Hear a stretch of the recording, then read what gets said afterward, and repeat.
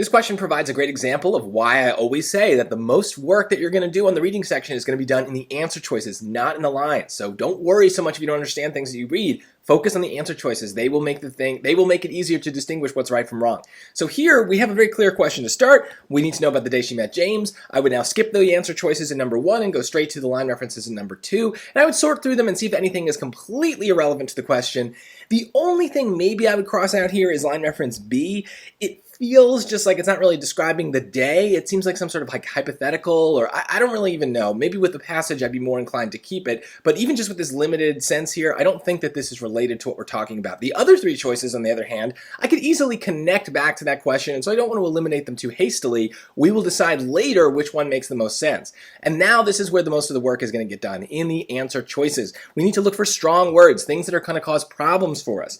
So choice A has a very strong word to start. Began with her typical routine. Well, is there anything about routine? Yes, it does say in line reference C that it started off as usual. In choice D, it talks about her being accustomed to certain things. Those both sound like routine, so that seems like a pretty good choice. Let's keep that in for now.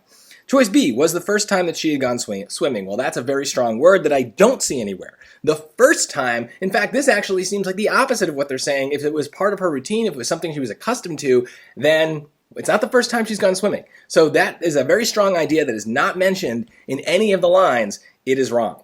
So choice C was indistinguishable from any other day. Well, this similarly has to do with things like routine and being accustomed to things, but notice that it's much stronger than choice A, right? Began with her typical routine is like, well, then maybe it ended differently, or who knows what else happened over the course of the day, whereas choice C says very clearly it is indistinguishable from any other day, meaning nothing ever was different. That's going too far. That's going beyond what those lines are saying. And honestly, even if I didn't have the lines, if I were deciding between A and C just like blindly, A is weaker.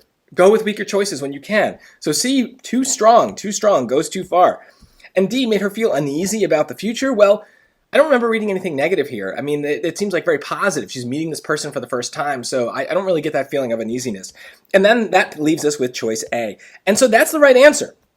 Choice A matches with line reference C here. Yes, line reference D also seems to involve routine, but there's just more easier check marks in choice C, right? On the 28th of July, I started off as usual. Well, began, started, right? And typical routine, well, as usual, seems to match with that. So both of those ideas are there. Choice D seems to be going a little further. It takes a little bit more work for me to pull that routine idea out of those lines. And to be honest, whenever you have to make those kinds of choices, you should also choose the choice that has the least amount of mental work for you. It's much better when the lines just say the thing you need them to say. You should not have to interpret the lines too deeply. And that is why we spend all of our time looking at the answer choices. Most of the work, most of the interpreting is going to happen there. So you need to train yourself to notice strong words.